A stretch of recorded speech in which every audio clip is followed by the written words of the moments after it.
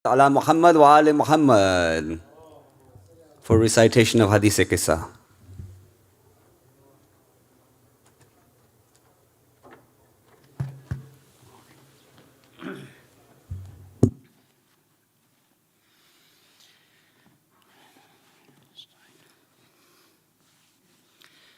إن الله وملائكته يصلون على النبي يا أيها الذين آمنوا صلوا عليه وسلموا تسليما اللهم صل على محمد وعلى محمد وعجل فرجهم أعوذ بالله من الشيطان الرجيم بسم الله الرحمن الرحيم عن فاطمة الزهراء عليها السلام بنت رسول الله صلى الله عليه وآله قال سمعت فاطمة أنها قالت دخل علي أبي رسول الله في بعض الأيام فقال السلام عليك يا فاطمة فقلت عليك السلام قال إني أجد في بدني ضعفا فقلت له أعذك بالله يا أبتاه من الضعف فقال يا فاطمة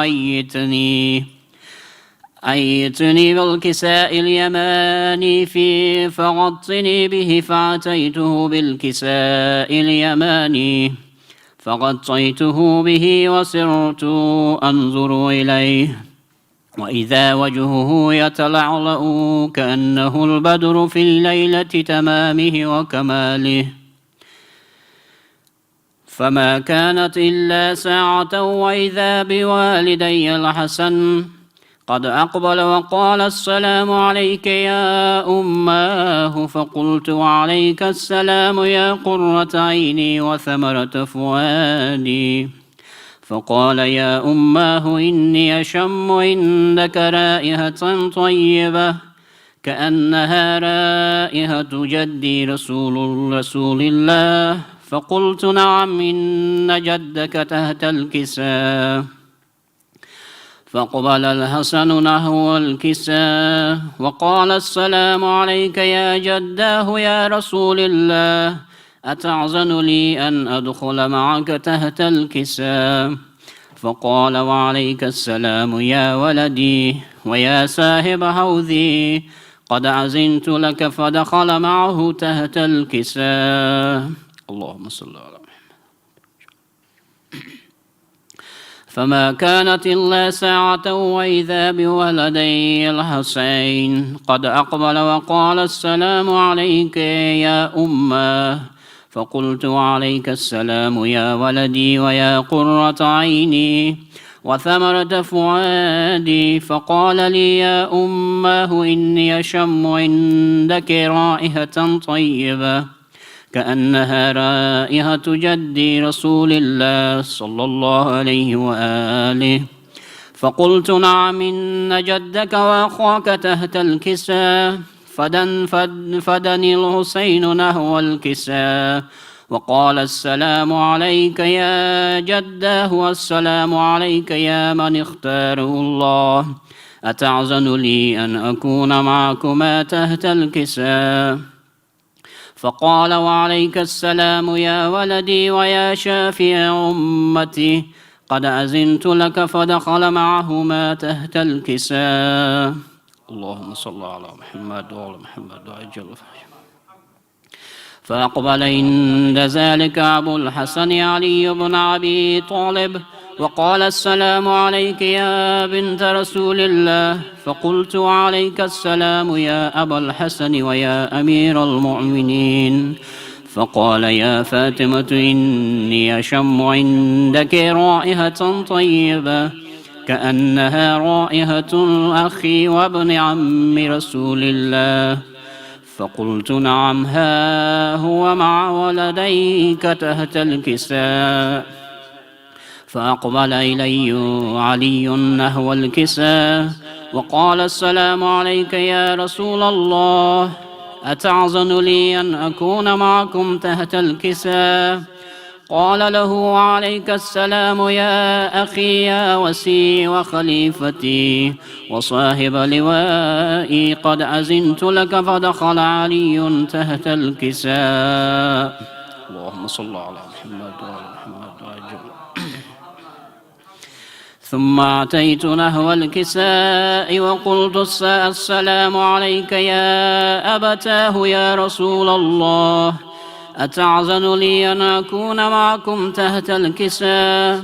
قال وعليك السلام يا بنتي ويا بزعتي قد أذنت لك. فدخلت تحت الكساء.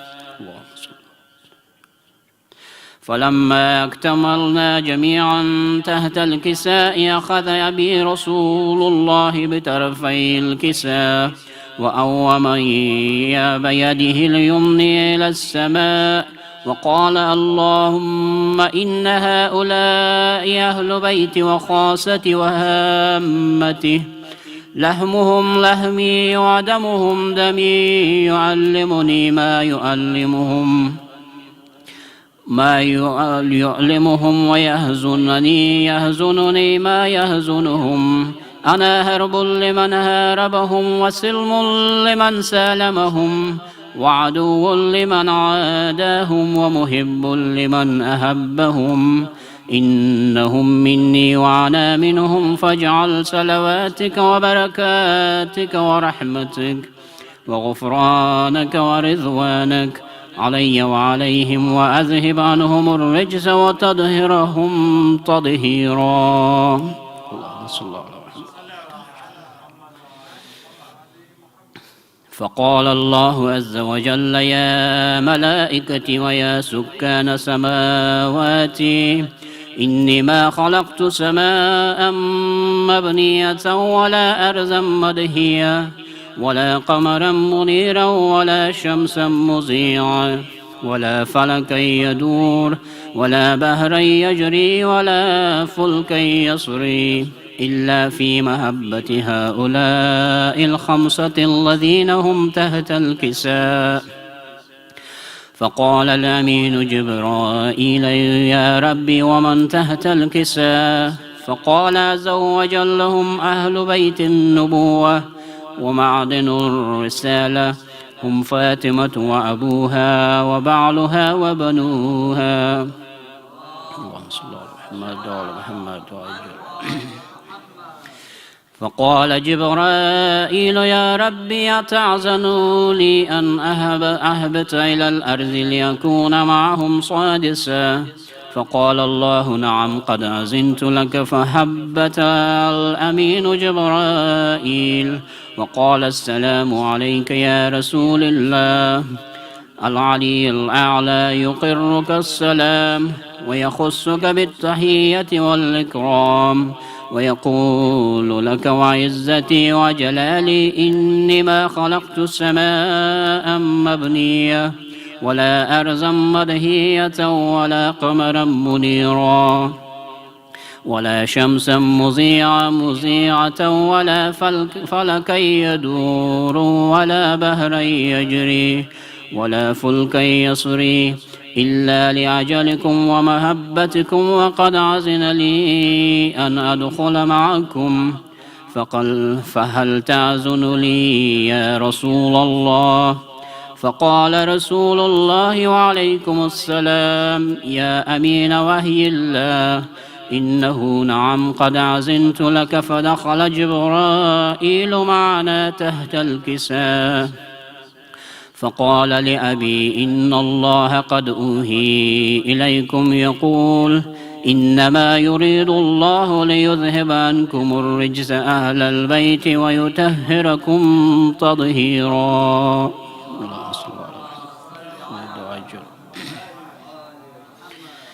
فقال علي لأبي يا رسول الله أخبرني ما لجلوسنا هذا تحت الكساء من الفضل عند الله. فقال النبي والذي بعثني بالحق نبيا واصطفاني بالرسالة نجيا ما ذكر خبرنا هذا في محفل من محافل أهل الأرض وفيه جميع من شيعتنا ومحبنا إلا نزلت عليهم الرحمة وخفت بهم الملائكة واستغفرت لهم إلا أن يتفرقوا. فقال علي إذا والله فزنا وفاز شيعتنا ورب الكعبة. اللهم صل على محمد وعلى محمد وعجل فرجه. فقال النبي ثانيا يا علي والذي بعثني بالحق نبيا واصطفاني بالرسالة نجيا ما ذكر خبرنا هذا في محفل من محافل أهل الأرض وفيه جميع من شيعتنا ومحبنا وفيهم مهموم إلا وفرج الله همه ولا مغموم إلا وكشف الله غمه ولا طالب حاجة إلا وقضى الله حاجته. فقال علي إذا والله فزنا وسعدنا وكذلك شيعتنا فازوا وسعدوا في الدنيا والآخرة ورب الكعبة.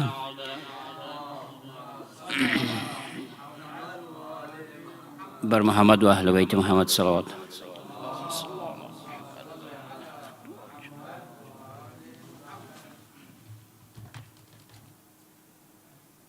جزاک اللہ برادر. ایک اور صلوات پڑھی علی محمد و آل محمد. سلام مرثیے کے لیے میں درخواست گزار ہوں جناب وحیب رضوی صاحب سے. ایک اور صلوات پڑھی علی محمد و آل محمد.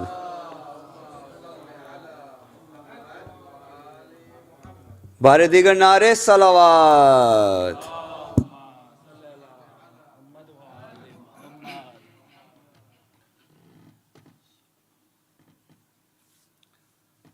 So as I understand, and again, I don't know if people can hear me outside this room, but there are more people standing outside and in the other hall that compared to the people here. And I request everyone to please come into the hall because the majlis has started and this is all part of the majlis. I don't know if people can hear me outside this room.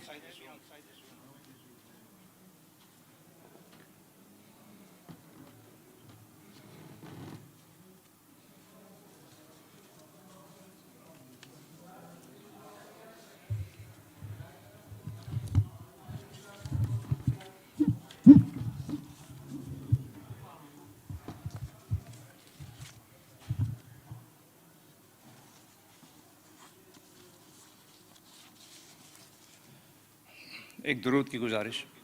اللہم صلی علی محمد و آل محمد.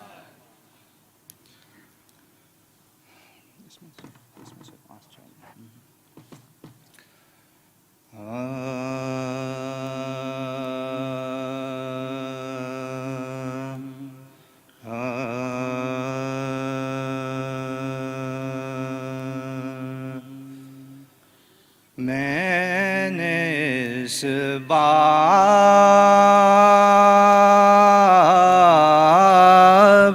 میں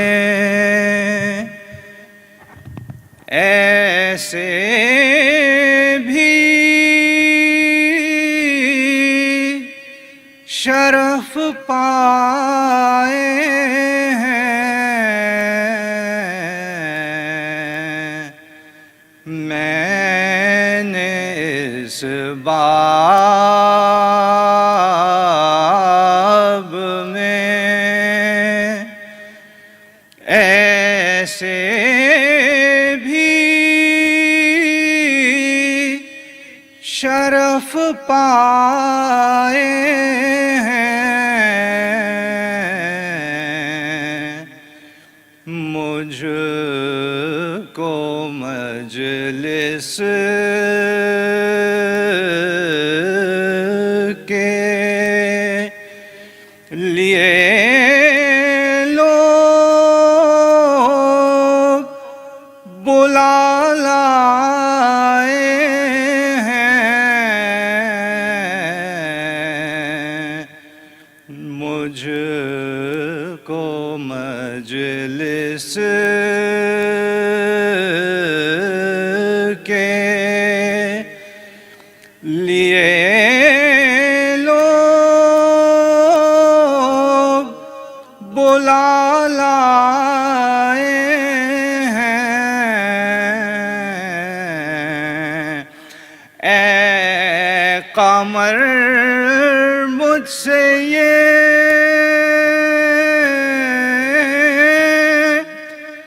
فرماتے ہیں 14 معصوم، اے قمر مجھ سے یہ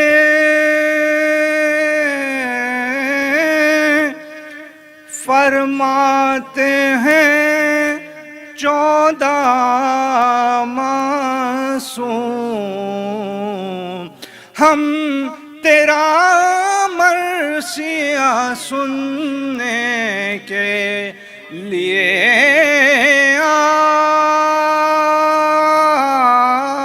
آئے ہیں، میں نے اس باب میں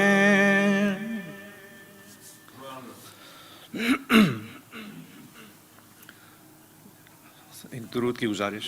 اللہم صلی علی محمد آگے سلام کے چند اشعار پیش خدمت ہیں. ایک دفعہ پھر درود کی گزارش ہے. صلی علی محمد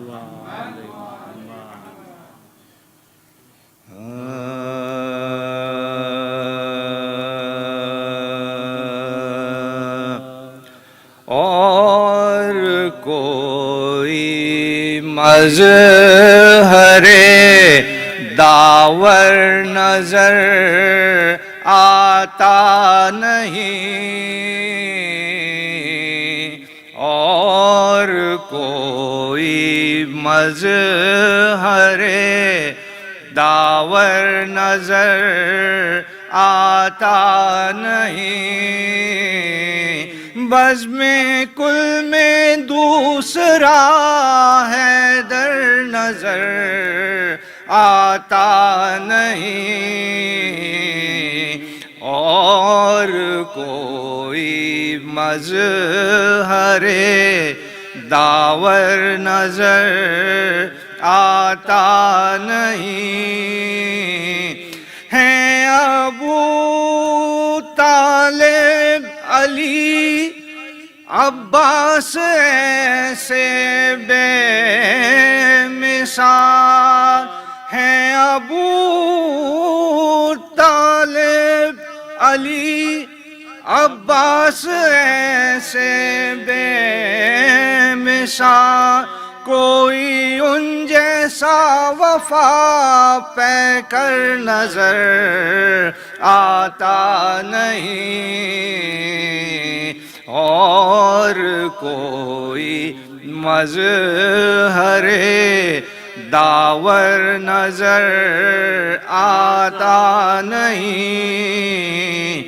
یوں تو پنجوں پر کھڑے ہیں کتنے مردان جری، کوئی ان میں فاتح خیبر نظر آتا نہیں، کوئی ان میں فاتح خیبر نظر آتا نہیں، اور کوئی مظہر داور نظر آتا نہیں، جو محمد نے سجایا تھا بعنوان غدیر، جو محمد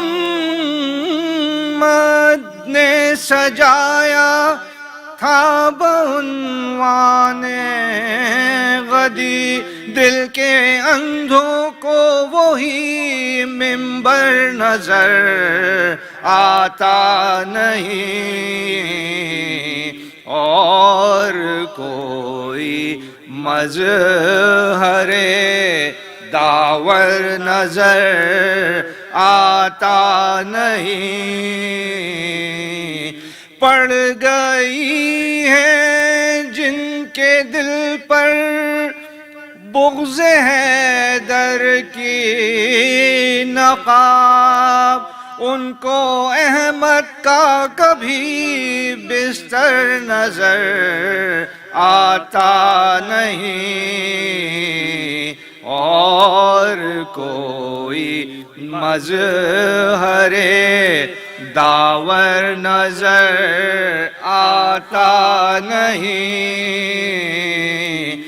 آسماں ہم کیوں کریں تیری بلندی کو سلام، کربلا سے تو ہمیں برتر نظر آتا نہیں،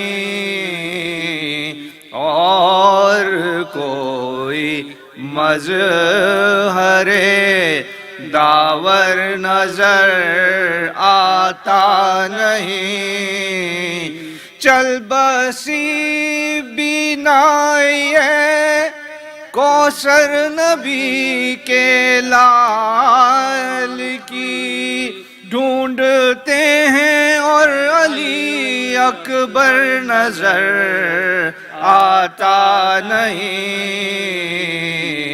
اور کوئی مظہر صلوات صلی اللہ محمد وآل محمد۔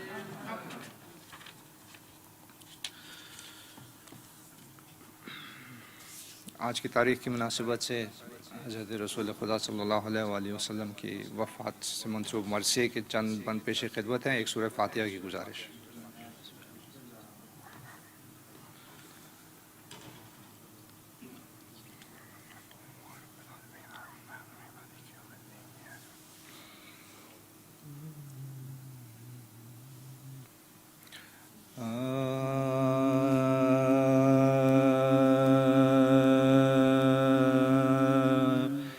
اے مومن و یثرب میں عجب نوحہ گری ہے، اے مومن و یثرب میں عجب نوحہ گری ہے، زہرا کے لیے داغ غم بے پدری ہے، لب خشک ہے منہ زرد ہے آنکھوں میں تری ہے، پیغمبر کونین چراغ سحری ہے،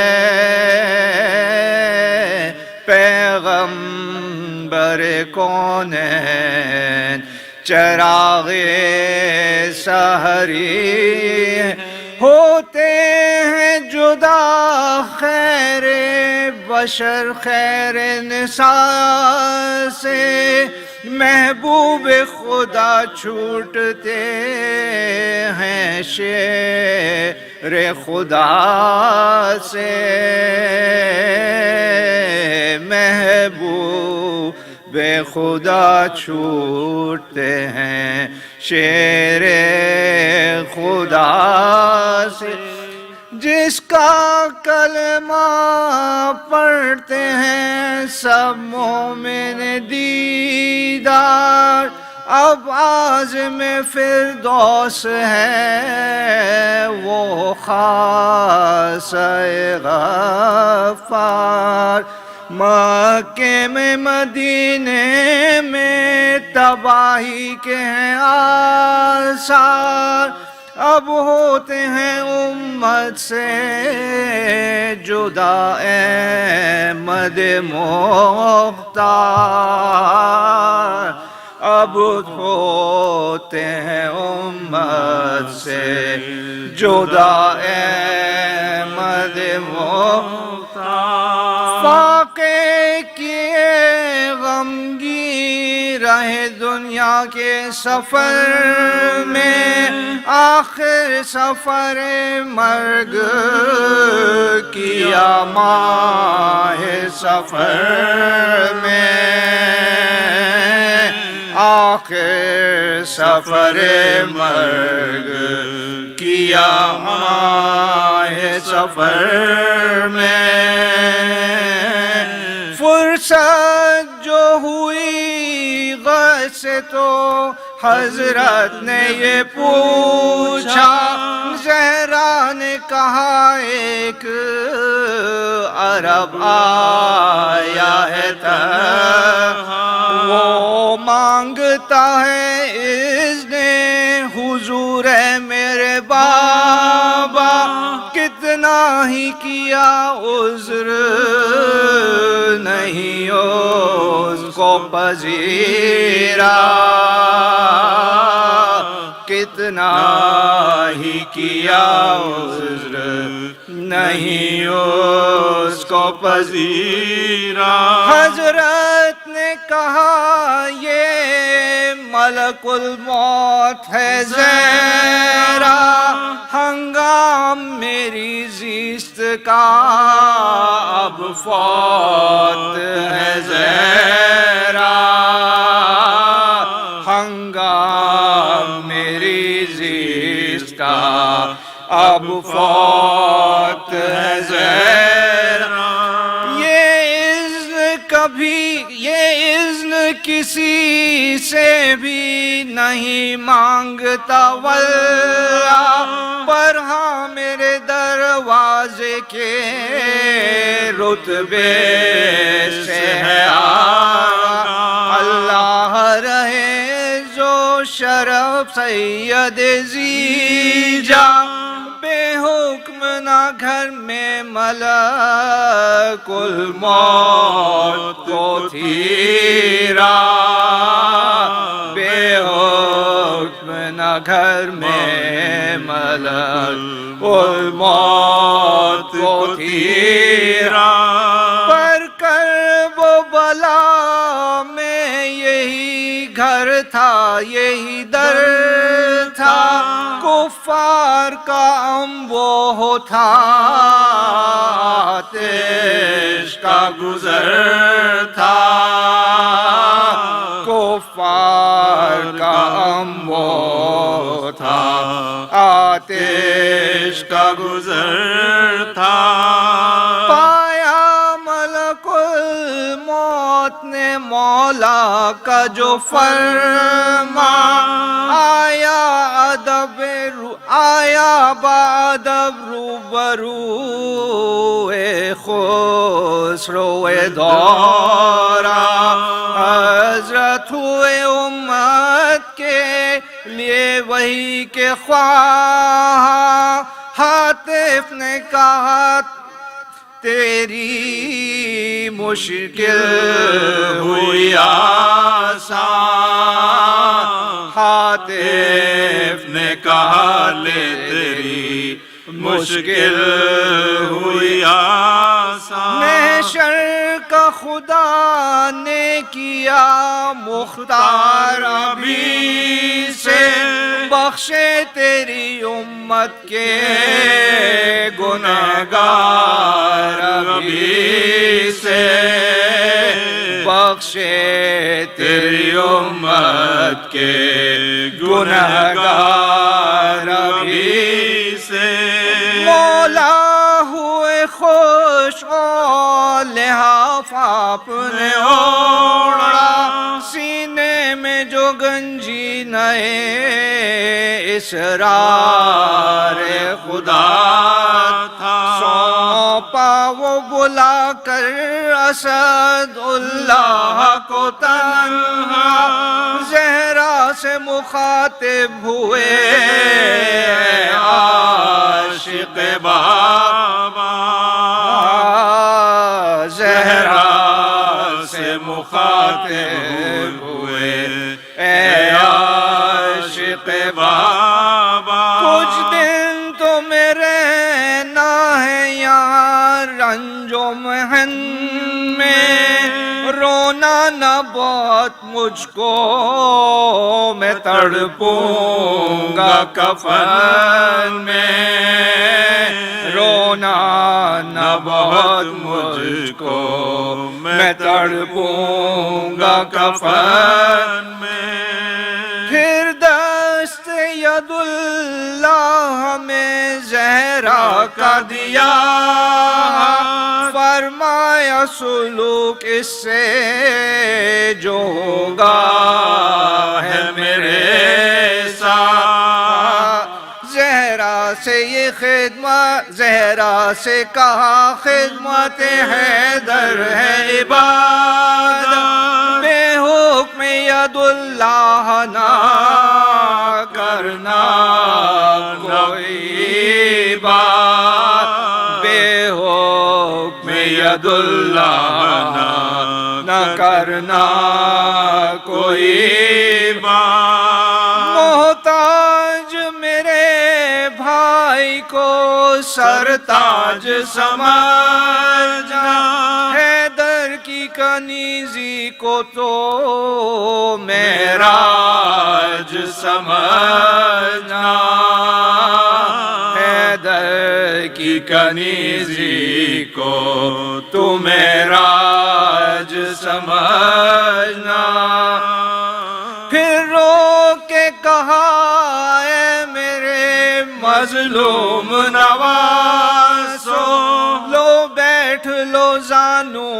پہ میرے کاندھے پہ چڑھ لو، مختار میں امت کا کیے جاتا ہوں تم کو، وہ کیجیے جس میں میری امت کا بھلا ہو، وہ کیجیے جس میں میری امت کا بھلا ہو، شبر سے کہا زہر دغا پیجیے پیارے، شبی سے فرمایا سردی جیو پیارے، شبی سے فرمایا سردی جیو پیارے،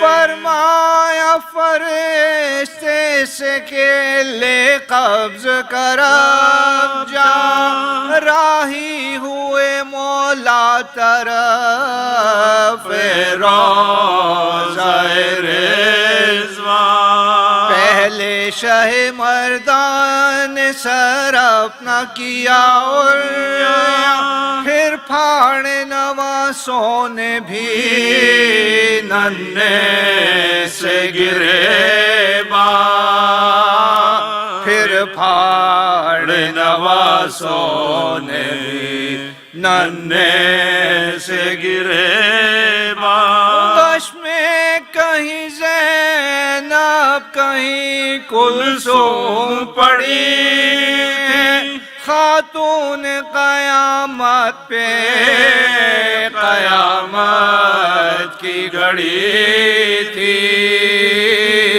خاتون قیامت پہ قیامت کی گھڑی تھی، اے مومن و یثرب میں۔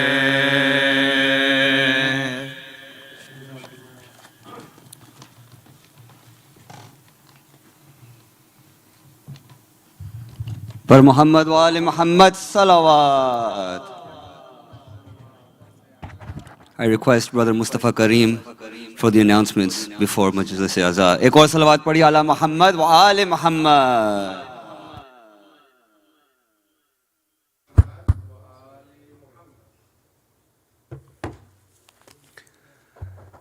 أعوذ بالله من الشيطان الرجيم بسم الله الرحمن الرحيم Assalamu alaikum. Tonight is the second majlis in the series of the three majlises we have. This is to observe the wafat of Prophet Muhammad sallallahu alaihi wasallam.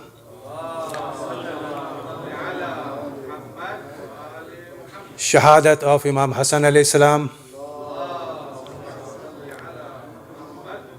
And Shahadat of Imam Rida alayhi salam.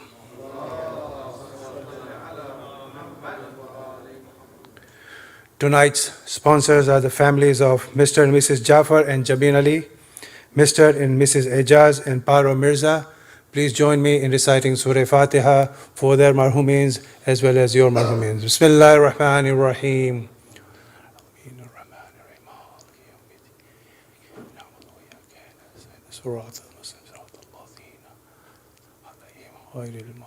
عليهم ولا الضالين اللهم صل على محمد وآل محمد. We continue to accept donations, monetary donations for the relief-stricken community members and our Islamic brothers in Sindh and in Punjab. So please, whoever wants to give monetary donations, either go online or give us either cash or check, and we'll make sure that they go to the right people. A note that we have stopped taking clothing as we no longer have the facility of sending the shipments out to Pakistan. So again, we accept the monetary donations, but no longer do we accept the clothing. Before I request Moulana to recite tonight's majlis, please join me in reciting this dua for the safety and for the people who are sick, for the needy, and also let us remember the people who are flood-stricken in Pakistan. Bismillahir Rahmanir Rahim. Amman yujibul muttarra iza da'a wa yakshifu sur. Amman yujibul muttarra iza da'a wa yakshifu sur. Amman yujibul muttarra iza da'a wa yakshifu. Amman yujibul muttarra iza da'a wa yakshifu sur. Amman yujibul muttarra iza da'a wa yakshifu sur. Allahumma salli ala Muhammad wa ali Muhammad. Respectfully, my request, Moulana Sayyid Samir Ali to address tonight's gathering with a loud salawat.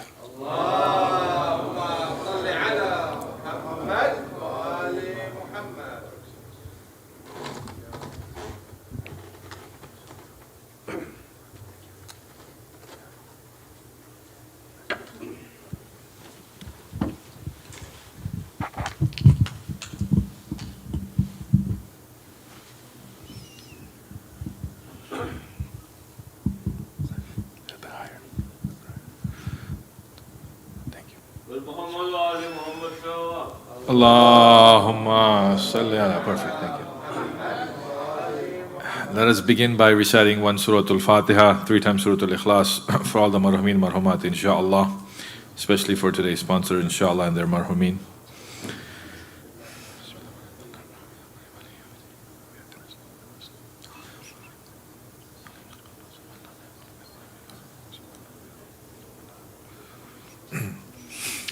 Salawat ala Muhammad wa ali Muhammad.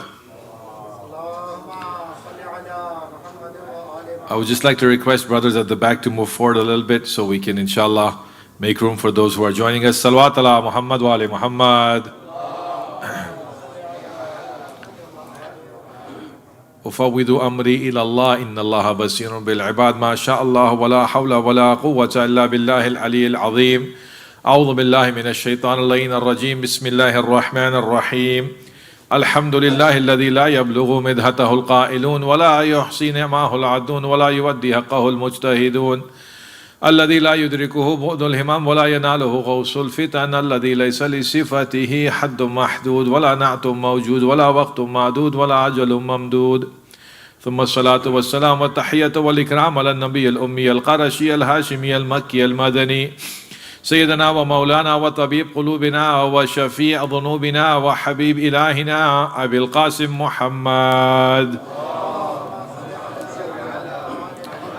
وعلى آله أهل بيته الطيبين الطاهرين المعصومين الميامين المنتجبين لا سيما بقية الله الأعظم في الأرضين أرواحنا وأرواح العالمين لمقتمه الفداء واللعنة دائمة على أعدائهم أجمعين من يوم ظلمهم إلى قيام يوم الدين أما بعد صلوات الله محمد وعلى محمد.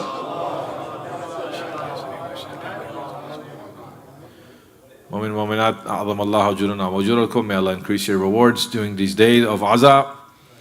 We are reaching the end of our season of mourning and Aza, and people are waiting for a change in season, change in religious season, which will come soon enough, inshallah. But we are commemorating today and remembering today a very great personality in Islam and in humanity that has a message for us as well. Yesterday, as you remember, I spoke about the 3 out of 4 principles for the reasons based on which the Prophet, the Rasul, the Nabi is sent to us, and especially those 4 reasons that Imam Ali told us in that description, that the Prophet was sent to us because we are to have knowledge and ibadat of Allah subhanahu wa ta'ala, which is the knowledge of tawheed.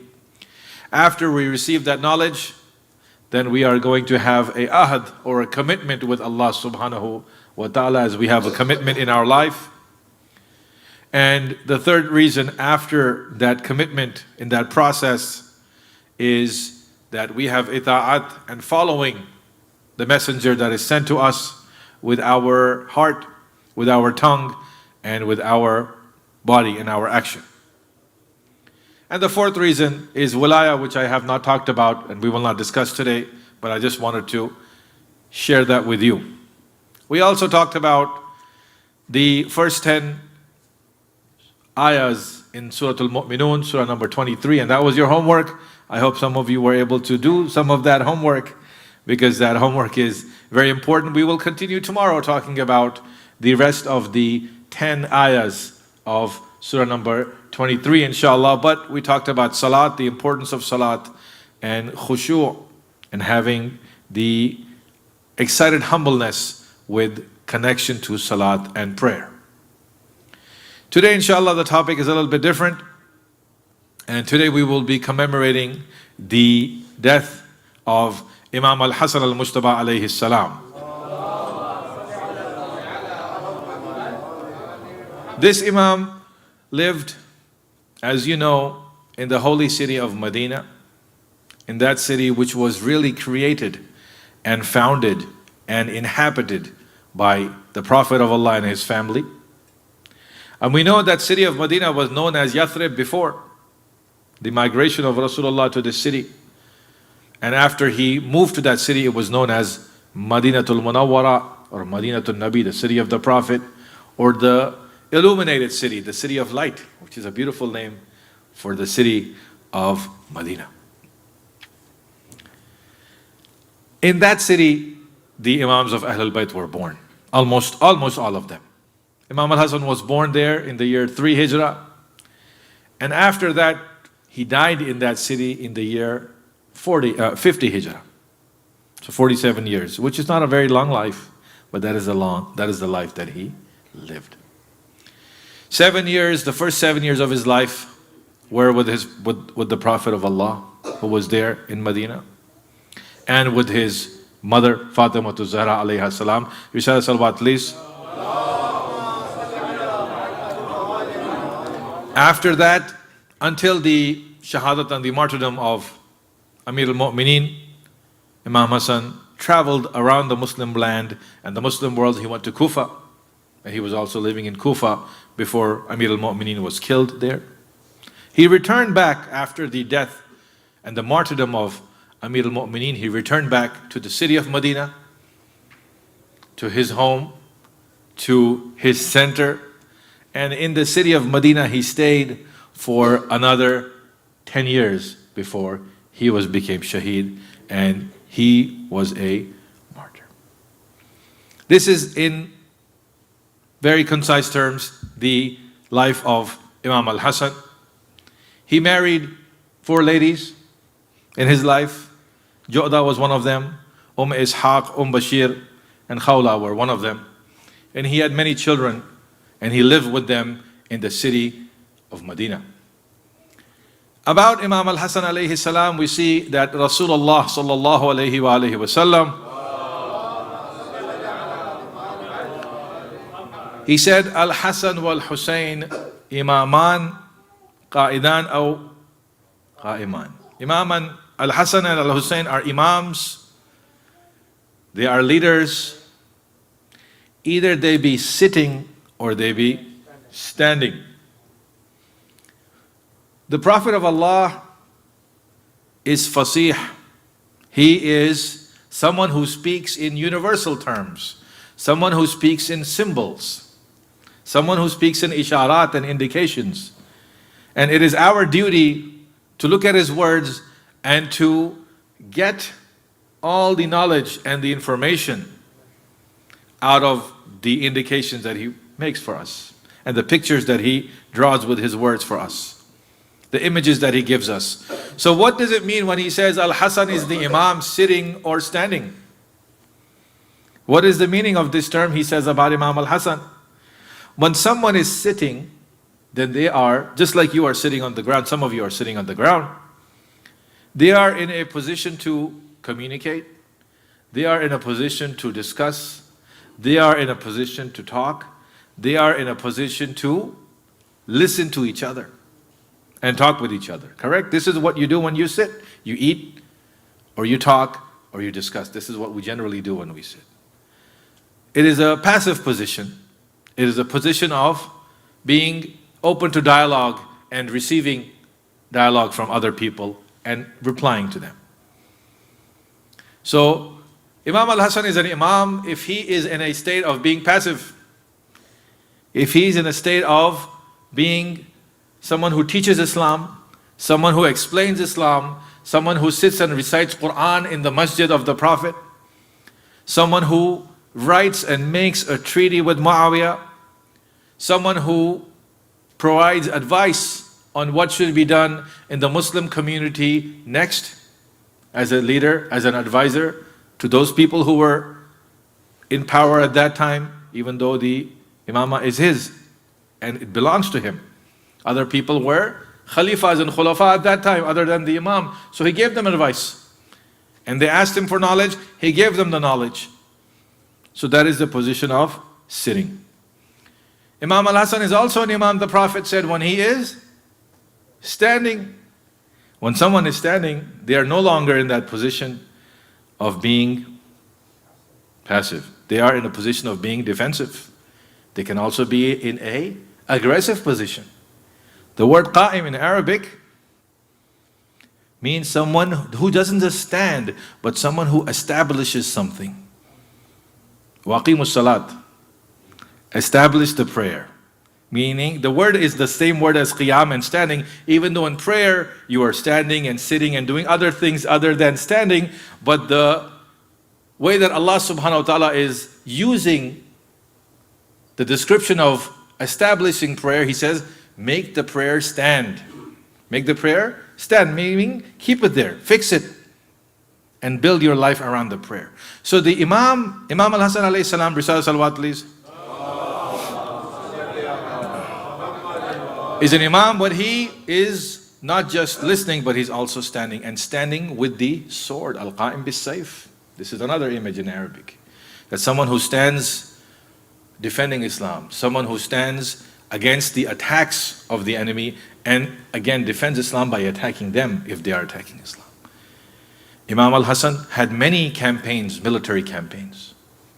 This is what we don't pay attention to. When we think about jihad and war, we always think about Karbala and Imam Hussein, which is true, which was a defense, really. Karbala was a defense of a man's family and home. Karbala was not a military campaign. Karbala was not a war from the side of Imam al-Hussein. When he got to Karbala, he said, whose land is this? They said, it belongs to Banu Asad. He said, it called them here. When they came, he said, how much is this? They gave him, they gave him money, he gave them money, and he purchased that land. So that land became his own house. It belonged to Imam al-Hussein. Karbala was the property of Imam al-Hussein before he was killed. So he was defending his property and his home from invaders and attackers. That is what Karbala was. Imam al-Hassan, on the other hand, was in many different battles, was in many different campaigns with Amir al-Mu'mineen. He was in Jamal, he was in Siffin, he was in Nahrawan. In all these three battles, he was there fighting and commanding the army under the command of Amir al-Mu'mineen Ali ibn Abi Talib alayhi salam. So he's an imam if he is making a treaty with Muawiyah afterwards, or he is an imam if he's silently teaching in Medina. The imamate is something that doesn't go away from him, doesn't disappear from him, no matter what position he is in. So this is one explanation. The other thing that the Prophet of Allah told us about Imam al-Hassan is al-Hassan wa al-Hussein Sayyida Shababi Ahl al-Jannah. Al-Hassan and Hussein are the leaders, are the chiefs, are the Sayyid of those people who are the youth of Jannah. Well, the question says, are other people leaders of other people in Jannah? Are other people leaders of the old people in Jannah? No. Jannah has no old people. There's no kuhul, there are no old people in Jannah. All of us, no matter when we go, in what age we go, and how we go from this dunya, inshallah we enter Jannah. When we enter into Jannah, we return back to youth. We return back to being shabab. We return back to being a certain age that Allah subhanahu wa ta'ala desires us to enjoy the manifestation of beauty and the rida and the pleasure that Allah subhanahu wa ta'ala has made and kept in Jannah for the believers and the mu'mineen. So this is the leadership of, we just say this and we pass. What does it mean to be a leader of those people who inhabit Jannah? What does it mean? When we think of Jannah, we think of one thing. What do we think of? We think of the meat that is there for us, or the rivers of clear water or milk or drink that are there for them. MashaAllah, brother said, who are there present and Ghilman are present? Risala Salawat, please. These things are also present in Jannah. There's ara'ik and sofas in Jannah. All these things that you benefit from and you want are there in Jannah. But my dear brothers and sisters, Jannah is also the expression of qurb and closeness to Allah subhanahu wa ta'ala. Jannah is also the expression that those who have entered Jannah have entered with the permission of Allah subhanahu wa ta'ala. They have done something in their life that they have been accepted, and their sins have been forgiven, and they have entered into Jannah and closeness to Allah subhanahu wa ta'ala. So al-Hassan and al-Hussein, that Imam Hassan and Imam Hussein are the leaders of those people who are closest to Allah subhanahu wa ta'ala. Meaning that they are the ones who are closest to Allah subhanahu wa ta'ala in this world and in Jannah. That in order to enter into Jannah, the Jannah belongs to them. Allah, Jannah belongs to them. Allah does not say in the Quran, I will give you Jannah. Allah doesn't say this in Jannah, in the Quran. What does He say? Surah Araf, Allah subhanahu wa ta'ala says, on the day of Qiyamah, when everyone is worried, يَوْمَ يَفِرُّ الْمَرْءُ مِنْ أَخِيهِ وَصَاحِبَتِهِ وَبَنِيهِ.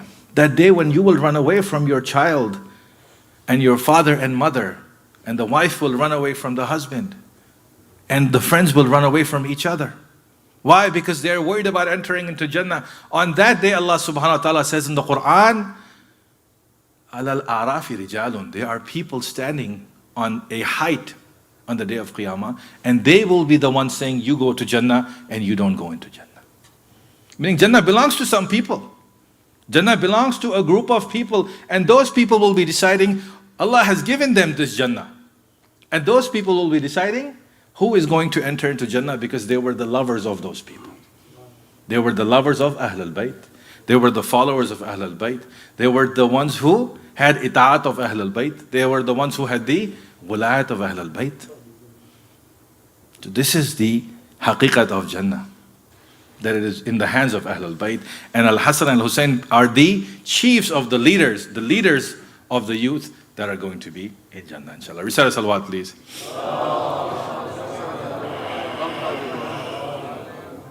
These are the praises of Imam al-Hassan alayhi salam. These are the praises that we have of him. That Anas ibn Malik says that there was nobody that I saw after Rasulullah that resembled him so much as al-Hassan did. Khalqan wa khulqan wa mantiqan. In his speaking, in the way that he looked, and in the way that he behaved, Imam al-Hassan resembled the Prophet of Allah closely. Closely, the most. Because he was his grandson. He was his son. He was his successor. He was his wasi after Amir al-Mu'mineen. And he was the inheritor and the warith of the knowledge of the Anbiya and the Prophets before him. This is Imam al-Hassan alayhi salam. Recite salawat, please. The knowledge of Imam Hassan and the akhlaq of Imam Hassan are something that are truly amazing when you go back and examine them. In Medina, someone came to him and this person said, Yabna Rasulullah, what is the strongest thing? What is the strongest thing? The Imam said, look around. Look around you. He said, I see rock, I see stone. This is the strongest thing. Okay. Imam said, okay, the stone is the strongest thing. Then the man said, what is after the stone that is the strongest thing? He's asking the Imam. The Imam says, what cuts the stone? He said, iron. With iron you can cut a stone. He says, iron is strong. Then the man said, what's after the iron that is strong? He says, fire. Because fire can melt the iron, correct? Fire is stronger than the iron. He said, wow. What about after fire? What is stronger? He says, water. Because water can put fire out, correct? Water can put fire out. Then he says, what about after water? He says, air, the clouds, because the clouds carry the water. The clouds are hamilul ma, they are the ones that are carrying the water. He said, what about after the clouds? He says, the air. The Imam said, the air. Why? Because the air pushes the clouds, and the air controls the clouds. He said, what about after the air? He said, that angel that controls the air. The man keeps going. He said, what about after that angel, which is stronger? Stay with me. He says, stronger than that angel which controls the air for the cloud is that angel which gives death to this angel. Because everything has to die. Kullu man alayha fan, everything will face death. So the angel of death that will give death to this angel of air is stronger than this angel of air. He says, what is stronger than the angel of death? He says, death itself. Al-Maut. He says, what is stronger than death? He says, the amr of Allah subhanahu wa ta'ala. The command of Allah subhanahu wa ta'ala, which has created death. Meaning death is a creation. Death was not there before Allah subhanahu wa ta'ala. Allah subhanahu wa ta'ala created life and death. Because death does not come to Allah. When it was only Him, then there was no death for Him. Allah has no experience of death. Allah has no interaction with death Himself, because He cannot die. Subhanallah. So this is the tawheed that the Imam took a man from the stone in Medina to the water in the sky to the angels in the malakut, all the way to the tawheed of Allah subhanahu wa ta'ala. Recite salawat, please.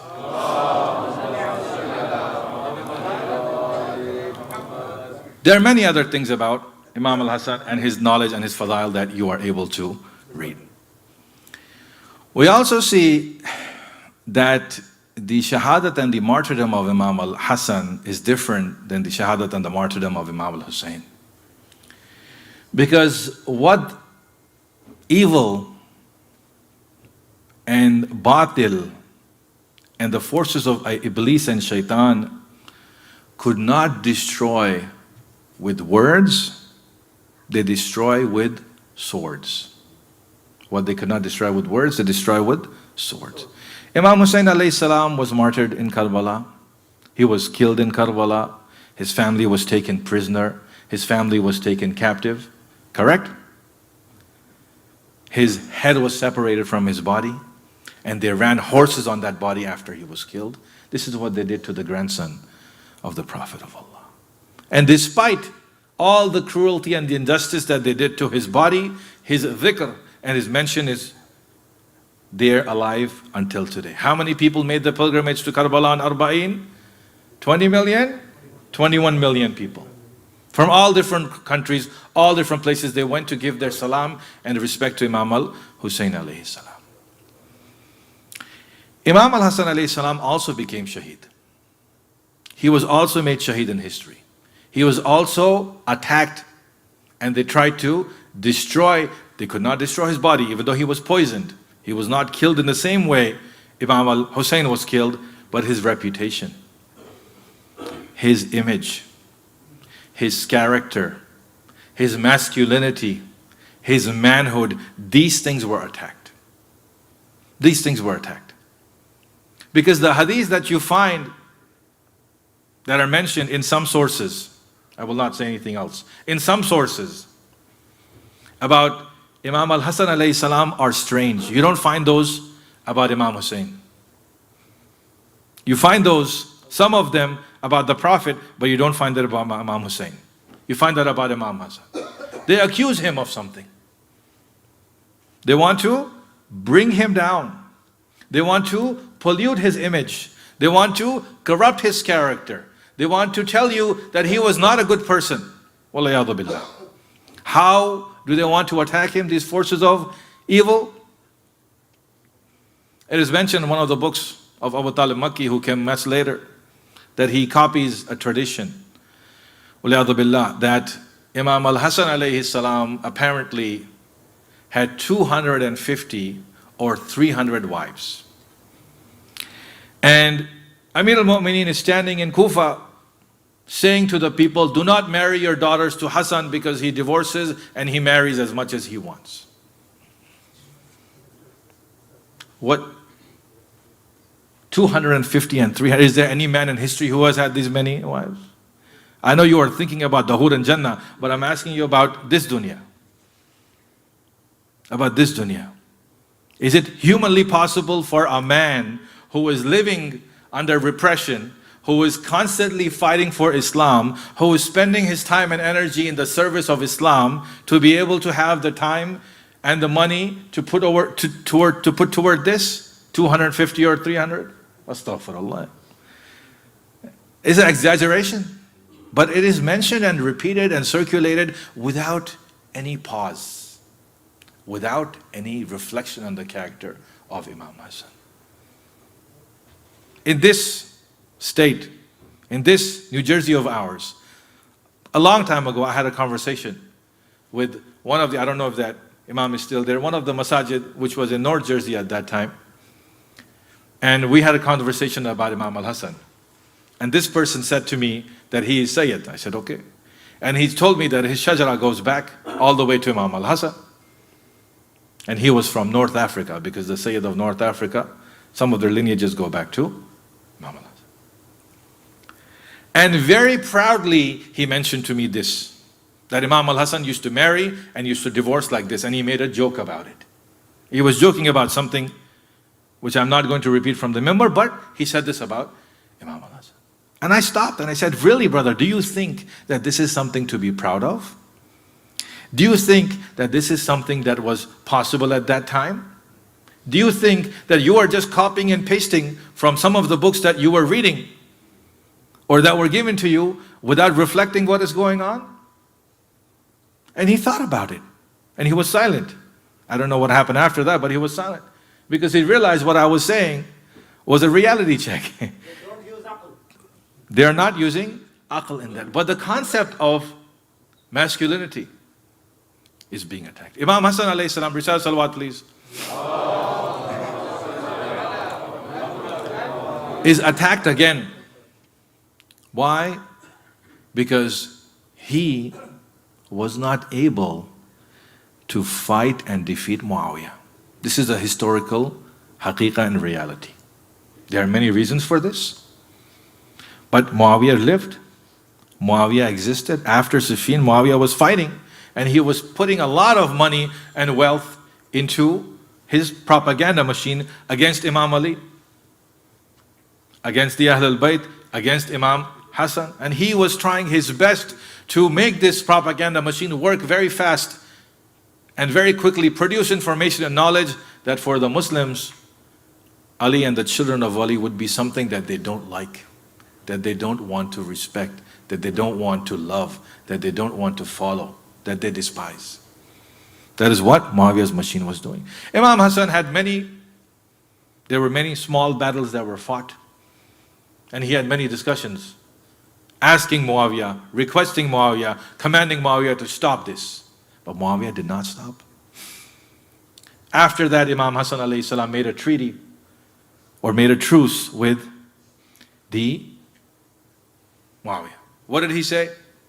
He said there are some conditions, I believe it's 10 conditions, that they are going to be in the sulh of Imam al-Hassan with Muawiyah. What are those conditions? That Imam Ali will not be cursed from the mimbar. What are those conditions? That the Muslims will not be bothered. What are those conditions? That the ashab and the companions of Imam Ali will not be killed and murdered as Muawiyah was doing over there in Sham. Stop all these activities. Did Muawiyah stop? He didn't stop. He did not stop. So Imam al-Hassan did this. How was he successful? It's a question, it's a historical question for you and me to answer and look at. The answer to this question, my dear brothers and sisters, is that after all this happened, Imam al-Hassan returned back to his Medina. And people asked him, they said, Ibn Rasulullah, do you have an answer for all these things that happened? He said, people, you have received 2 things. And you should be aware of the 3rd thing. They said, what? He said, you have received guidance from my father and grandfather, because Islam is built on Muhammad and Ali.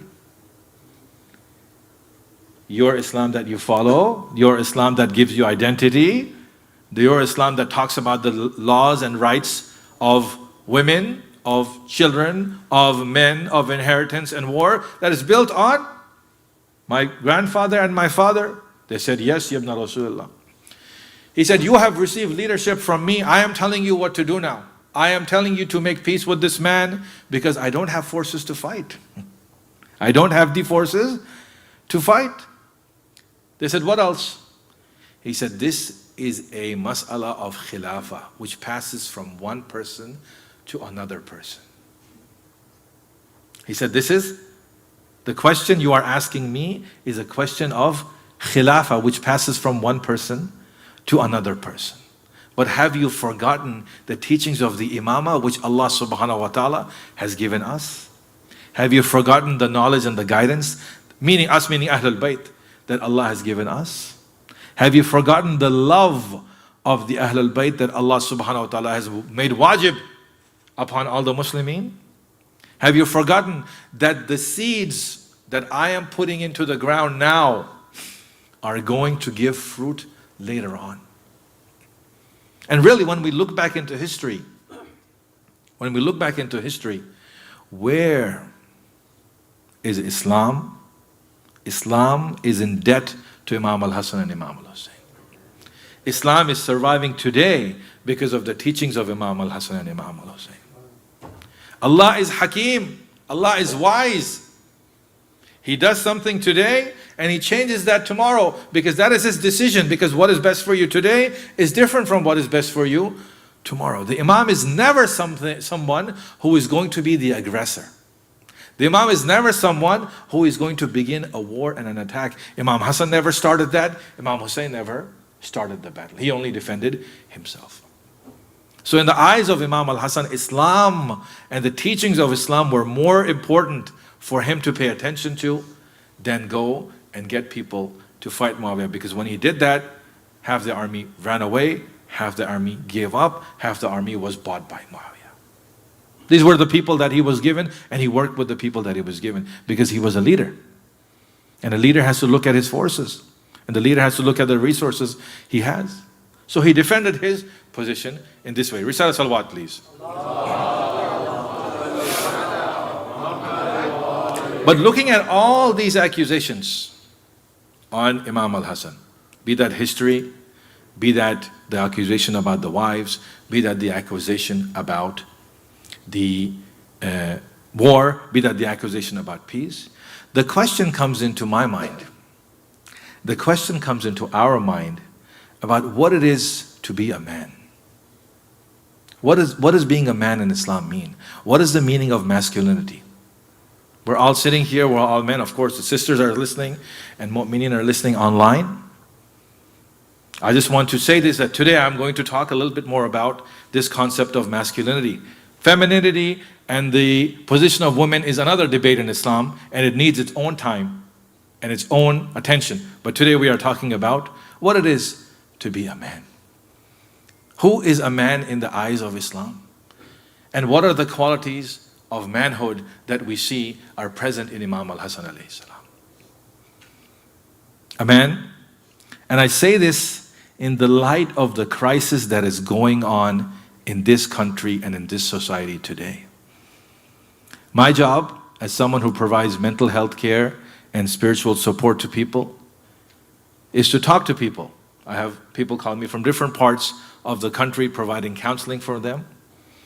And I can tell you, dear mu'mineen, here in New Jersey, I can tell you that some of the most vulnerable and mentally, critically endangered part of the population are young men between the ages of 17 and 24.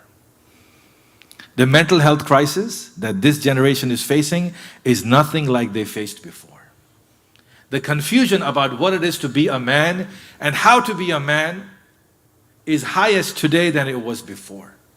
The idea about how a man can express himself, how a man can be in society, what are the qualities a man should have in his home, what are the occupation that a man should do, what are the characteristics that a man should have in interacting with his family and others, is bringing a lot of confusion and a lot of anxiety and a lot of depression and a lot of mental health problems to our young men. Look at all these unfortunate and sad shootings that happen in schools. Who are the ones doing it? It is young men. It is young men. Because the society is moving in a direction in which to be a man is to be toxic. Is to be a man is to be controlling. To be a man is to be loud. To be a man is to be making fun of other people with different disabilities and everything else. This is the image of man that is presented to society. This is the image of a man that is circulated in society. You like it or not, this is a reality that we are facing. This is the sad reality that we are facing. Risala salawat, please.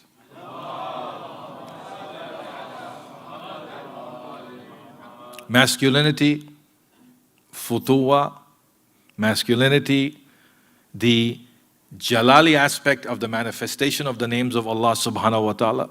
Masculinity, the emulation and the following of the true sunnah of Rasulullah.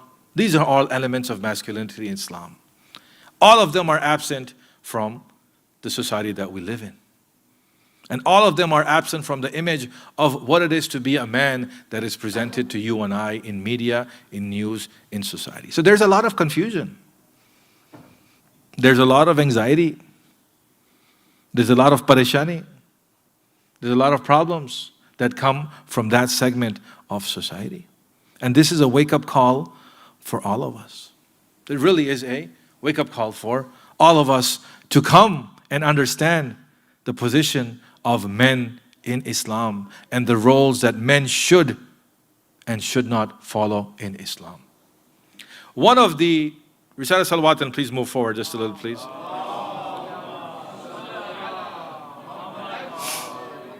Another salawat, please. One of the ideas about what it is to be a man is that a man should be dominant and aggressive. Huh? These are the qualities even in our culture. I mean, Desi culture, Pakistani culture, Indian culture, Arab culture. Those values that are given is that a man should be dominant and aggressive. And a man should not have the emotional intelligence to understand what is happening to him and what is happening to other people. This idea is there. I'm not going to give you examples, but you understand who, what, and what I'm talking about. That if someone is put into a position of leadership, someone is put into a position of power, what is being admired about them is their ability to dominate and be aggressive against other people. And this is said to be the right way to behave. Huh? This is said to be the right way to behave. The idea of a man is being assassinated deliberately for whatever purpose. It's there. And our children are feeding right into it. And it's causing confusion in them. We see that once Imam al-Hassan alayhi salam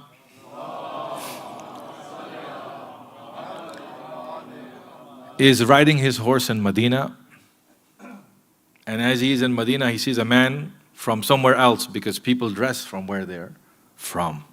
People wear a dress from where they're from. If you go out, you'll see people wearing Jets and Giants jerseys, correct? Because that's what they're the fans of these teams over there, right? But you know Eagles are a better team. Anyway, we know that the Imam is going on his horse, and he sees this man from Sham over there. And when the man recognizes that this is Imam al-Hassan, what does this Syrian man do? He starts to yell and curse.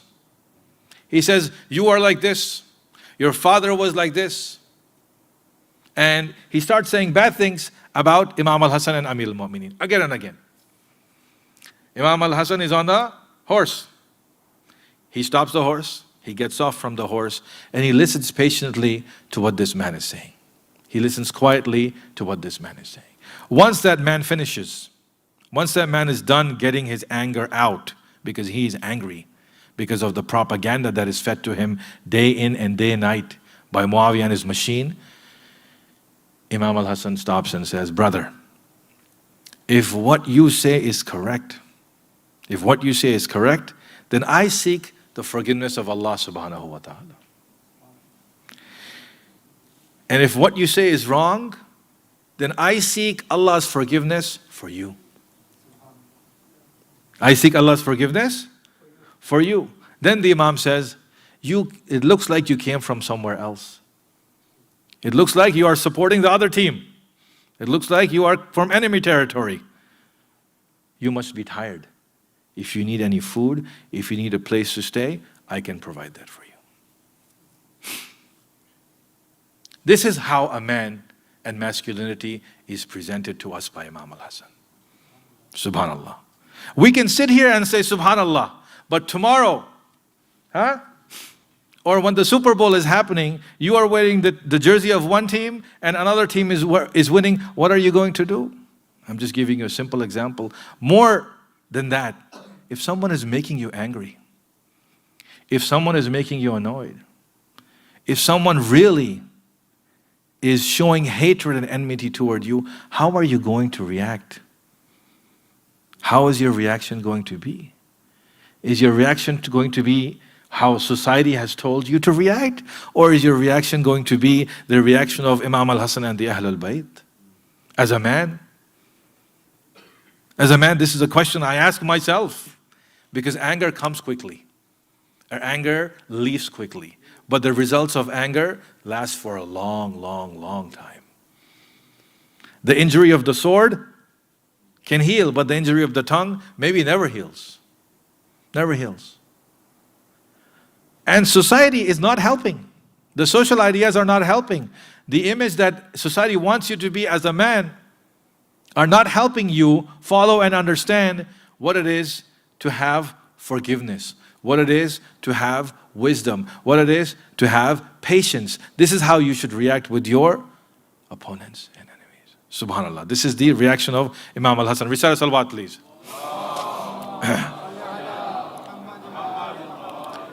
The second thing we have is to be controlling. is to be controlling and to be aggressive at home. Huh?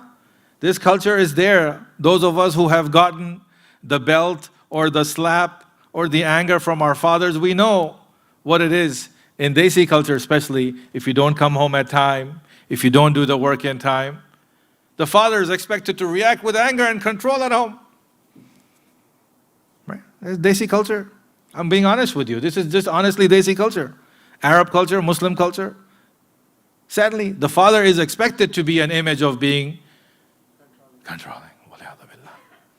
At home. This is another example of non-Ahlul Bayt behavior. Let's put it that way. Behavior that is not from the Ahlul Bayt. Some of you are smiling, remembering the juta and the belt you received when you were children, and the juta and the belt you are going to give your children when you go home today, maybe. But Islam is not inviting you to behave this way. Islam wants harmony in the house. It is easy to go for the low-hanging fruit, to go for what is easy. But it is difficult to do something that is requiring you to work hard. This is how our nature is. This is how our nature is. Imam al-Hassan alayhi salam, recite salawat please. Is in his home, and in those days, they used to have people that lived in the house, servants or slaves that lived in the house. People couldn't just go out and get a job somewhere at Walmart or whatever, right? So Imam Hassan has wealth, and with that wealth, he's employing people to work for him. They live in that house, they clean that house, they are like maids. So one of his maids is there pouring some water for him while he's washing his hands. He's washing his hands after a meal, and she's pouring the water from a clay jug. I don't know how many of you have seen the clay pots, but they break easily. They break very easily. While he's pouring that on his hands, it falls and it breaks. Her reaction is he's going to be angry. That's her reaction. Is he going to be angry? She looks at him and she says, وَالْكَاذِمِينَ الْغَيْظِ, those that they swallow their anger. And the Imam smiles and he says, I am not angry at you. I am not angry at you. How many times has a child broken, or someone in your house has broken a cup and a mug? What is your first reaction? What are you doing? Why do you do that? This is so expensive. This and that. Anger and controlling is the first reaction. The Imam stops and he says, I am not angry. Then she says, وَالْعَافِينَ عَنِ النَّاسِ, those who forgive the people. The Imam says, I am not angry and I forgive you. Right there and then I forgive you. Isn't it not such a healing process that if a child makes a mistake in the house, the parent says right there and then I forgive you? Practice this. Practice one lesson from Imam al-Hassan. Let us practice this in our homes. As men, if someone offends us in our home, which is different from outside,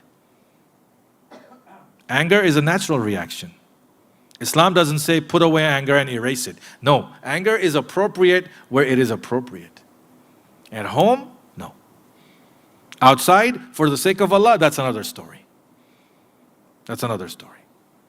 But at home, if someone offends us, if you are the patriarch of the house, if you are the man of the house, if you are the leader of the house, someone offends you, annoys you, right there and then say, I forgive you. See how that feels. See what a release that feels. Because Imam Hassan did that. He said, I forgive you. I forgive you. I forgive you. 3 words. Words of release. Words of emotional intelligence. Words of kindness and mercy to each other in the house. Society doesn't expect you to do that. Society doesn't tell you those things. Society doesn't give you a manual on how to behave. Society bombards you with images that only create confusion in the youth, in the young children. Society only goes to erase the image of what a man is to provide confusion. Really, we have to protect ourselves and our minds and our souls and our families. So the Imam says, I forgive you. The last thing she says, Wallahu yuhibbul muhsinin. Allah loves those people who do good. He says, you are free. You are no longer bound to me by the contract of maidservant and mine. Meaning you are a free person. Meaning you have a new status in society. You're free to go. I'm no longer going to be there. Because why? Why? Because he feels that she is ready. He feels that he has trained and taught her enough that she is ready to go out and be a free member of society at that time. Who taught her this Quran? The Imam did. Who taught her to say these words? The Imam did. Who taught her to understand that the Quran is the best example of what a man is? He did. So this is one example where the Imam is interacting with someone in his house, where he has trained and taught her to a level that now this lady is ready to be gone. And she understands that the most important qualities at home are the qualities of swallowing the anger, of not being angry, as a man and as a leader of the house, and at the same time being someone who is constantly forgiving. Easy concepts for me to say from the mimbar, very difficult concepts for us to understand and follow at home. Risala salawat, please. One last thing I will say is that my dear brothers and my sisters who are listening, one of the most important things for us are the importance of our mental health. Is the importance of getting help if someone is feeling anxiety, someone is feeling fear, someone is feeling depression, someone is feeling any kind of emotional or mental crisis that they need help for. It doesn't come naturally because our culture says, okay, take it, everyone's okay. You'll be okay, just walk it off. You're a man, walk it off. Don't worry about it. This is creating more damage than good. COVID has made us emotionally fragile. COVID has made us emotionally dysfunctional to a large degree.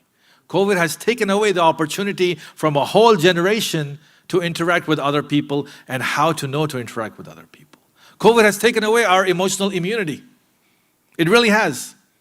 So we are very different from now when we were. And especially for those men, for those young men, that these 2-3 years were a formative period where they could interact with their friends, they could learn how to socialize, they could learn to manage their emotions. All that opportunity is gone, so they are in a crisis. I deal with this every day. They are in a crisis. So pay attention to that. I'm stressing on the men and on the idea of masculinity. Of course, other parts of our society also need attention. I'm not ignoring them, but here I'm talking about the men. So if you see the signs of anxiety, depression, any kind of mental health in your home, in your family, please, please, please get help. That's another situation. MashaAllah, you have resources in this community and you build your resources and you go and find where to find that mental help. Please do not ignore those things. Do not take those things lightly. That is only my request to you. Risala salawat ala Muhammad wa ali Muhammad. Imam al-Hassan alayhi salam was someone who lived his life preaching, who lived his life in peace in the city of Medina. But there were many enemies and forces of evil that stood there constantly trying to attack and poison this Imam. We see that in the Masjid of Medina, after a dream that Imam al-Hassan has, Imam al-Hussein has, he comes crying to Imam al-Hassan in the Masjid of Rasulullah. And his brother Hassan says, "Oh my brother Hussein, you are the one that is Sayyid al-Shuhada. You are the one that are going to be Shaheed tomorrow in the land of Karbala. You are the one whose head will be separated from his body in the land of Karbala. Why do I see you crying, oh Hussein?" Imam Hussein said, "My brother Hassan, oh Imam of my time Hassan, I know that Rasulullah came to me in a dream and he said to me that your brother Hassan will return to me very soon, Hussein. So Hussein, be patient and be prepared to lose your brother al-Hassan. Imam Hussein said, my brother, that day will come tomorrow that you will be given poison. Allah has not given you the knowledge of when and how, but you will receive this poison, and this poison will spread throughout your body and you will become shaheed. Imam Hasan said, I am the one that is here, my brother. You, Hussein, will carry my body. You, Hussein, will give me ghusl tomorrow. You, Hussein, will try to bury me next to Rasulullah. But the enemies of Allah will never allow you to be buried next to my grandfather, and you will bury me in Baqi. But oh Hussein, who will be there in Karbala for you tomorrow? Hussein, who will be there to cover your body when they run the horses over your body? Hussein, who will be there in Karbala to give you a glass of water when your children will be saying, Al-Atash, Al-Atash, the thirst is killing us, oh Father Hussein. Imam Hasan is given that cup of poison. That poison reaches his body. It spreads throughout the body. It is probably the poison of mercury that is given to him. He is poisoned and he goes from this dunya. His janazah is taken by Imam al-Hussein. He is given ghusl and they take his body next to the body of Rasulullah to be buried there. But some people come on mules and donkeys and they said, no, we will not allow al-Hassan to be buried next to his prophet. I want to ask this question: who was closer to Rasulullah than Imam al-Hassan? Did Rasulullah not stop what he was doing to pick up Imam al-Hassan when Imam al-Hassan came to him on the mimbar? Did Rasulullah not lift him up and say that this is the Sayyid al-Shababi Ahl al-Jannah? Did Rasulullah not say that whoever loves Hassan and Hussein loves me and loves Allah? But the body, Ibn Shahr Ashub says that the body of Imam al-Hassan was resting on arrows because of the arrows they launched on this Imam of the Ahl al-Bayt. His body was taken into Baqi and he was buried there and he became shaheed. Inna lillah wa inna ilayhi raji'un. Ridan biqada'ihi wa tasliman li amrih. Ya Hussein. Ya Hussein, Ya Hussein, Ya Hussein, Ya Hussein, Ya Hussein. उठा कोई जनाजा फिर फातिमा के घर से उठा कोई जनाजा फिर फातिमा के घर से दुनिया तड़प रही है दुनिया तड़प रही है फरियाद के असर से और क्या जहर था के चीरा क्यों सीनाए हसन को क्या जहर था के चीरा क्यों सीनाए हसन को कट कट के गिर रहे हैं टुकड़े दिलो जिगर से उठा कोई जनाजा फिर फातिमा के घर से उठा कोई जनाजा फिर फातिमा के घर से उठा कोई जनाजा या हुसैन या हुसैन या हुसैन یا حسین یا حسن یا حسن یا حسن یا حسن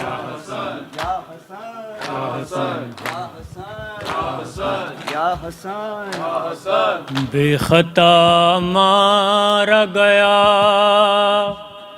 سبت رسول دوسرا واہ حسن سبز قبا بے خطا مارا گیا سبت رسول دوسرا واہ حسن سبز قبا بے خطا مارا گیا سبت رسول دوسرا واہ حسن سبز قبا بے خطا مارا گیا سبت رسول دوسرا واہ حسن سبز قبا بے خطا مارا گیا سبت رسول دوسرا واہ حسن سبز قبا زہر سے ٹکڑے جگر خون سے کفن لال ہوا واہ حسن سبز قبا بے خطا مارا گیا سبت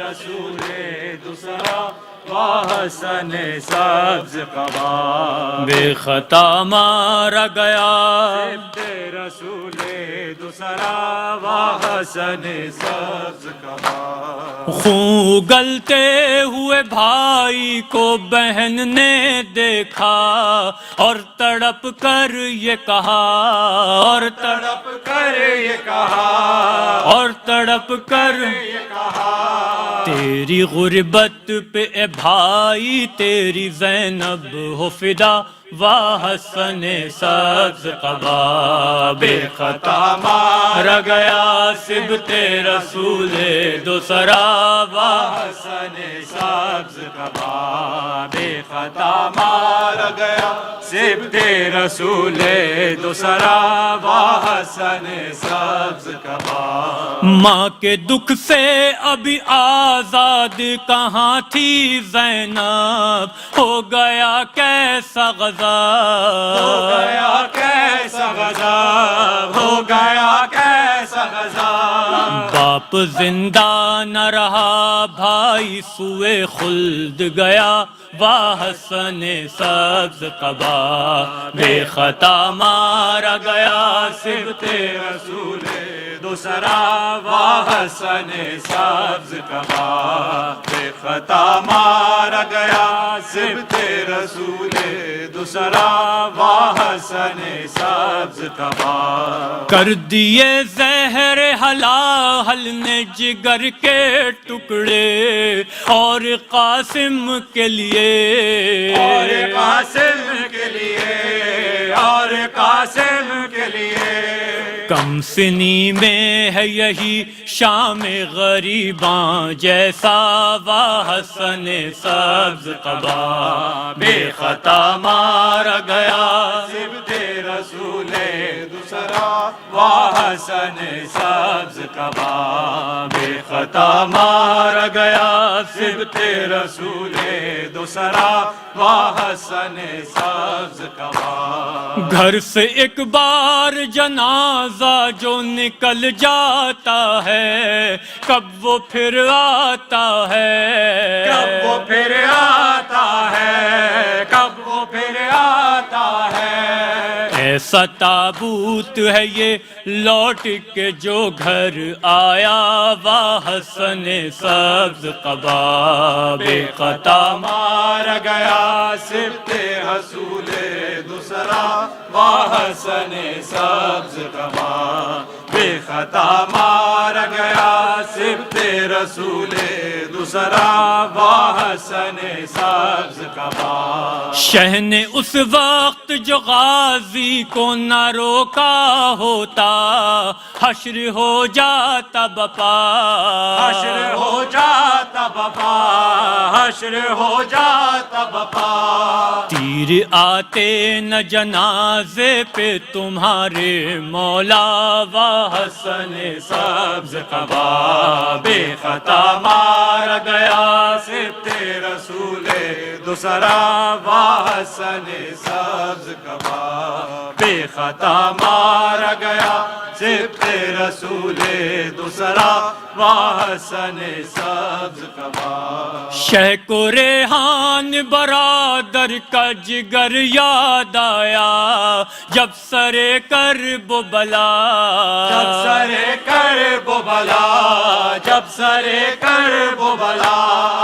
ٹکڑے قاسم کے اٹھاتے ہوئے مولا نے کہا واہ حسن سبز قبا. بے خطا مارا گیا سبط رسول دوسرا واہ حسن سبز قبا. بے خطا مارا گیا سبط رسول دوسرا واہ حسن سبز قبا.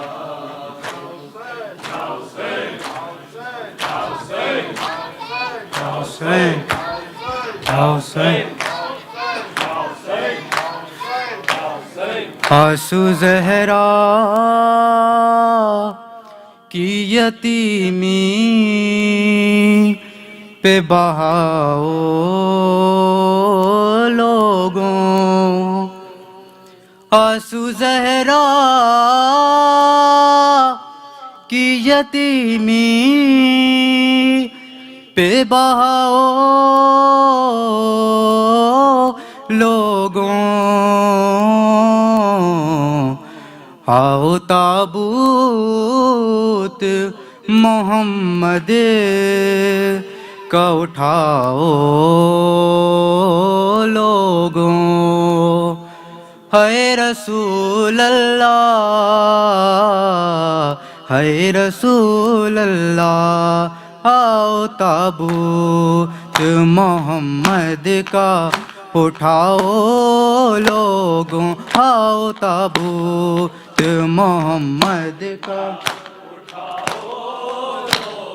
آؤ تابوت محمد کا اٹھاؤ لوگوں. آؤ تابوت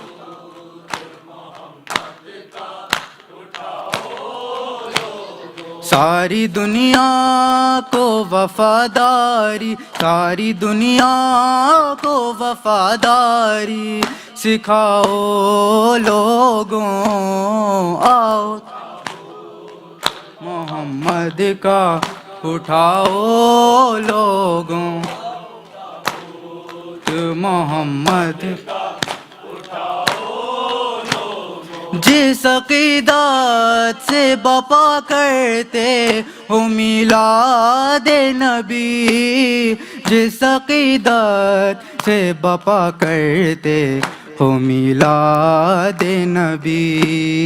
فرش غم ویسے محمد کا. فرش غم ویسے محمد کا بچھاؤ لوگوں. آؤ تابوت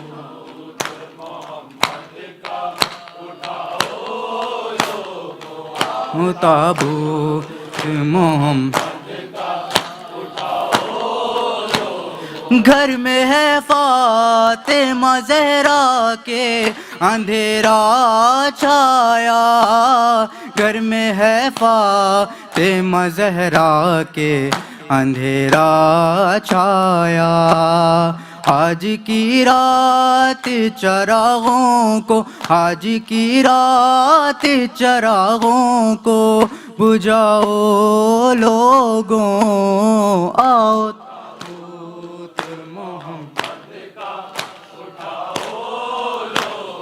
آؤ تابوت محمد.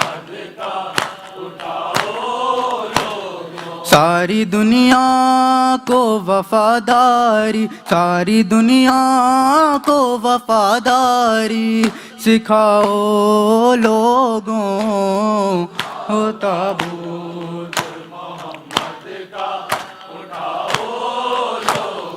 آؤ تابوت محمد آؤ تابوت محمد کا کھا کے پتھر بھی جو امت کو دعا دیتے رہے، کھا کے پتھر بھی جو امت کو دعا دیتے رہے، ایسے محسن کا نا احسان، ایسے محسن کا نا احسان، بلاؤ لوگوں آؤ محمد کا آؤ تابوت، غم میں مظلوم کے رونا ہے نبی کی سنت، غم میں مظلوم کے رونا ہے نبی کی سنت، یہ حقیقت نہ زمانے سے، یہ حقیقت نہ زمانے سے، چھپاؤ لوگوں تابوت آؤ تابوت،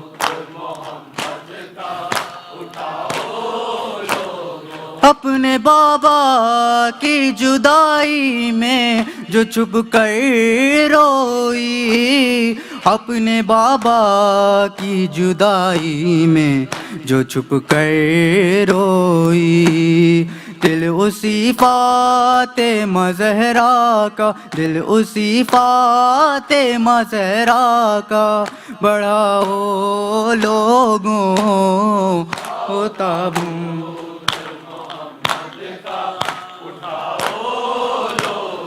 آؤ تابوت محمد کا، ساری دنیا کو وفاداری، ساری دنیا کو وفاداری سکھاؤ لوگوں آؤ تابوت محمد کا، اٹھاؤ لوگ آؤ تابوت آؤ تابوت محمد کا، اٹھاؤ لوگوں،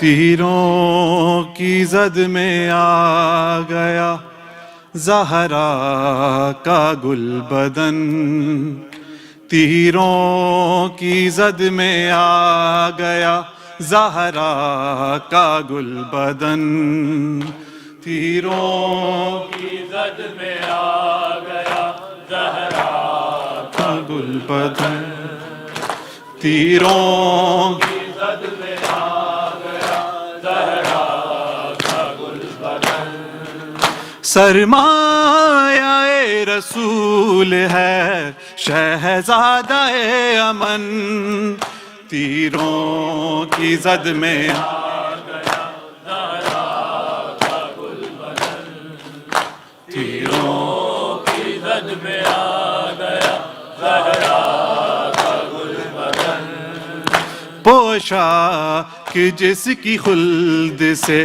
لائے تھے جبرائیل، پوشاک جس کی خلد سے لائے تھے جبرائیل، اب اس کے ہے بدن پہ زخموں کا پیرہن، تیروں کی زد میں آ گیا زہرا کا گل بدن، تیروں کی زد میں آ گیا زہرا کا گل بدن، برسے ہیں تیر اتنے لاشیں حسن پہ یوں، برسے ہیں تیر اتنے لاشیں حسن پہ یوں، رنگین ہے لہو میں مسموم کا کفن، تیروں کی زد میں آ گیا زہرا کا گل بدن، تیروں کی زد میں آ گیا زہرا کا گل بدن، سرمایہ رسول ہے شہزادہ امن، تیروں کی زد میں آ گیا زہرا کا گل بدن، تیروں کی زد میں آ گیا زہرا کا گل بدن. کوئی مصطفیٰ سے اس کو کیسے جدا کرے، کوئی مصطفیٰ سے اس کو کیسے جدا کرے، ممکن نہیں جز اس کے تکمیل پنجتن، تیروں کی زد میں آ گیا زہرا کا گل بدن، تیروں کی زد میں آ گیا زہرا کا گل بدن. ایک تو ہی تو حسن کا نوکر نہیں امیر، ایک تو ہی تو حسن کا نوکر نہیں امیر، ہر مرد با وفا کا سردار ہے حسن، تیروں کی زد میں آ گیا زہرا کا گل بدن، تیروں کی زد میں آ گیا زہرا کا گل بدن. سرمایہ رسول ہے شہزادہ امن، تیروں کی زد میں آ گیا زہرا کا گل بدن.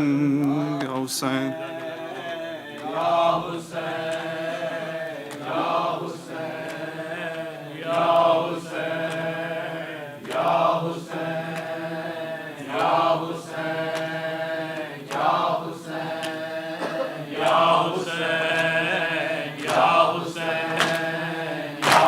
حسین یا حسین یا حسین یا حسین یا حسین یا حسین یا حسین یا حسین یا حسن یا امام یا حسن یا حسن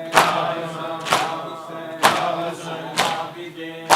بیمار تھا وہ عابد بیمار تھا، وہ عابد بیمار تھا، وہ عابد بیمار تھا، چلنے سے جو لاچار تھا، چلنے سے جو لاچار تھا، چلنے سے جو لاچار تھا، چلنے سے جو لاچار تھا، وہ عابد بیمار تھا، چلنے سے جو لاچار تھا، اور شام کا بازار تھا، اور مصطفیٰ کی بیٹیاں یا حسین یا حسین یا حسین یا حسین یا حسین یا حسین یا حسین یا حسین یا حسین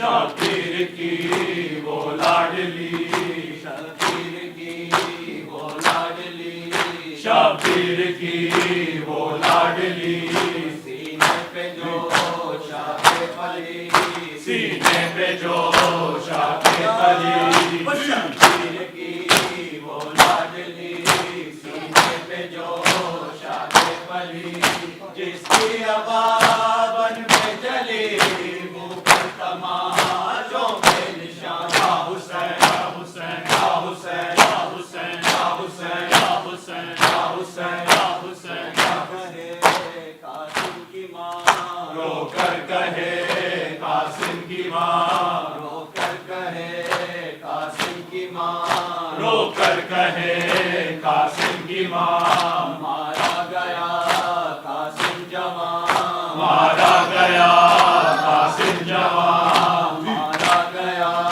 قاسم جوان، مارا گیا قاسم جوان، رو کر کہے قاسم کی ماں، مارا گیا قاسم جوان، اے لال میں ڈھونڈوں کہاں مہندی تیری سے یا حسین یا حسین یا